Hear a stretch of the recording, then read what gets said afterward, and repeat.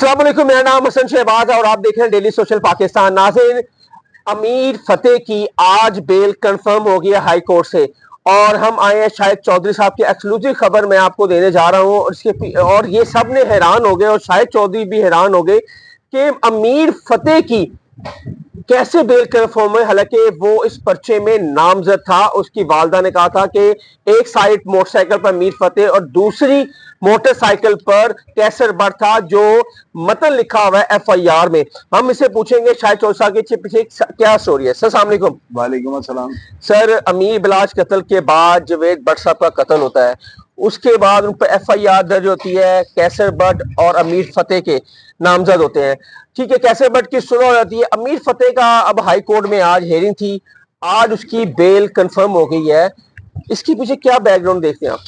हसन भाई पता है क्या, जब तक जो अदालत आली है उसके ऑर्डर्स नहीं ना आते कि अदालत ने किस ग्राउंड के ऊपर बेल ली है, उतनी देर तक इसके ऊपर बात करना बिल्कुल फजूल है। ठीक है, मैं आपको पता है हालात पर या वाकयात को जो है ना पूरा जांच पड़ताल के बात करने वाला बंदा हूँ।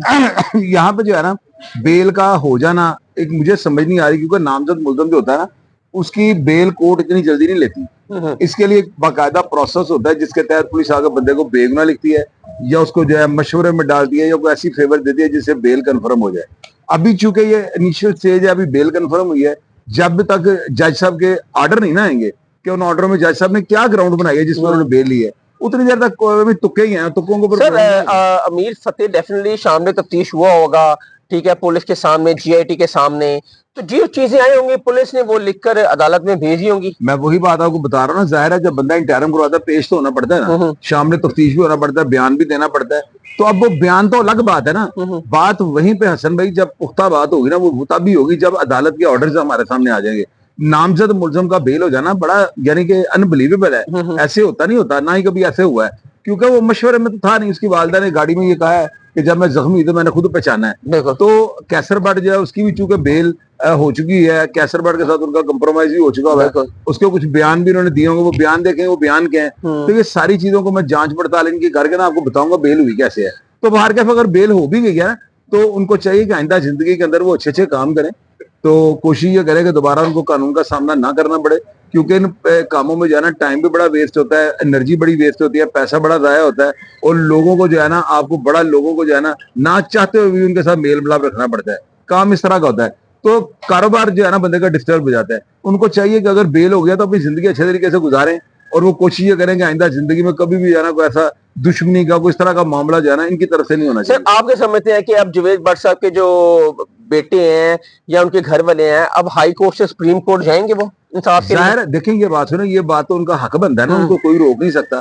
तो मैं कोशिश ये करूंगा कि हमजा बट जो है उनका मैं इंटरव्यू करूं और उनसे पूछूं कि वो क्या कहते हैं इसके बारे में। उनकी जो भी मौकफ होगा, अगर वो मुझे मौकफ अपना बताएंगे या इंटरव्यू देंगे तो सारा पब्लिक में कर दूंगा। इसमें जो है ना मुद्दई के पास एक अपना राइट होता है, लेकिन पुलिस की जो तफ्तीश है वो बड़ी अहमियत की हामिल होती है। बगैर पुलिस की तफ्तीश में बेगुनाह लिखे या कोई ऐसा लफ्ज जिससे फेवर मिल जाए बेल कन्फर्म नहीं हो सकती थी। तो अगर हो गया तो ये मौजूद होते रहते हैं। क्या समझते हैं कि जब सामने तफ्तीश किया गया उस घर से भी किसी को बुलाया? उसकी जो वालदा थी, जो उनके बेटे की, और जवेद बट की जो मिसेस थी वो तो मौके पे मौजूद थी, क्या उनको भी बुलाया सामने तफ्तीश के लिए? उन्हें पहचाना इन मुलजिमों को? नहीं, मैं पता क्या, ये मैंने आपको मैंने को बताया अभी हमजा से मेरा कांटेक्ट नहीं हो रहा। ठीक है, मेरा कांटेक्ट हो, ये बाद में पूछूंगा लाजमी, क्योंकि होता ऐसे ही है कि जो बंदा पहचानता है ना जायब हुआ पे उसको लाजमी बिल में शफा बिठाया जाता है। तो वो प्रोसेस पता नहीं हुआ कि नहीं, वो सारी बातें हमजा से बात करके मैं करूंगा। अभी मैंने कॉल किया आपको सामने। क्या समझते हैं अब केस खत्म हो गया है? क्योंकि बेल कंफर्म होना बहुत हद तक होता है, केस तकरीबन खत्म हो जाता है। केस खत्म नहीं होता, बेल कंफर्म होने से ही होता है, केस ट्रायल में चले जाता है। अब केस कमजोर हो जाता है, आप कह सकते हैं ये कह सकते हैं कि काफी मुल्ज़िमों को जो है फेवर मिल जाती है। तो आप इसका समझते हैं कि अमीर फतेह को फेवर मिल गई है? बिल्कुल फेवर मिल गई है जी, कोर्ट ने बहुत बड़ा रिलीफ दे दिया। जाहिर बात है सर, पुलिस की इन्वेस्टिगेशन चली होगी, उसमें कुछ सबूत नहीं मिले होंगे, इस वजह से अदालत ने उसकी बेल कंफर्म। हमजा भाई अदालत अपने तौर पर बेल नहीं ले सकती, पुलिस ने जो है बीच में कोई ना कोई ऐसी चीज लिखी है, कोई ना कोई ऐसे शायद जो है उन्होंने बीच में लिखे हैं जिनकी बेस पर अदालत ने बेल ले ली। पुलिस को सर कुछ नहीं ना मिला होगा, कोई एविडेंस नहीं मिले होंगे जिस वजह से उन्होंने बेगुनाह लिखा होगा। हो सकता है एविडेंस हम मिली हो या इससे कोई प्योर एविडेंस देती हो कि मैं वहां पे मौजूद ही नहीं था। दोनों चीजें हैं ना, एक मौजूदगी की शहादत और का मिल जाना। हमने जब ये जुवैद भट्ट साहब का कत्ल हुआ तो हमने भी मौकफ लिया वहां से, तो उन्होंने बताया था कि अमीर फतेह उस टाइम मौके पे मौजूद नहीं था। मैं बता रहा हूँ कि देखें, कभी को मुल्जिम ये कहता है मैं मौके पे था, तो ये सारी बातें जो है ना, देखें पुलिस की तफ्तीश, उसको अभी मैं तफ्तीश को भी स्टडी करूंगा, फिर उसके बाद मैं देखूंगा कैसर भट्ट के बयान क्या अदालत में दिए गए हैं, उसको क्या क्या के छुड़वाया गया था, फिर मैं देखूंगा जज साहब के ऑर्डर, फिर उसके बाद इसके ऊपर ज्यादा आप क्या समझते हैं सर कि आपने जब ये खबर सुनी तो आप शौक में आ गए हाँ, या मैं फिर हैरान हो गए? हैरान हुआ, मैं बिल्कुल हैरान हुआ। ये मेरे लिए एक बड़ी अनएक्सपेक्टेड सी बात थी, बेल का हो जाना बड़ा नामुमकिन बात थी, और ये बेल ले लेना कोर्ट ने कमाल कर दिया। मैं तो ये बात कहूँ, कोर्ट ने ऐसा काम करके दिखा दिया, एक नई जो है ना, नई चीज आज देखने में मिली है। तो मेरा ख्याल है अगर उसकी बेल हो गया तो अब उसको अल्लाह का शुक्र अदा करना चाहिए।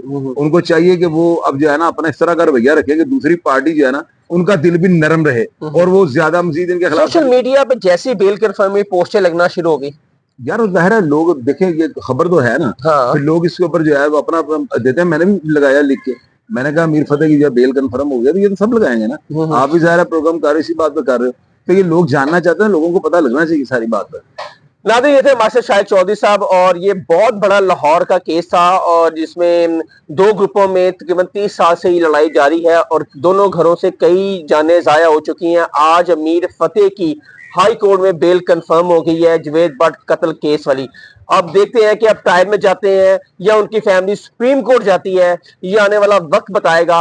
हसन शहबाज को इजाजत दें। कमेंट सेक्शन आपके लिए, अपनी राय का इजहार जरूर कीजिएगा। तब तक के लिए अल्लाह हाफिज।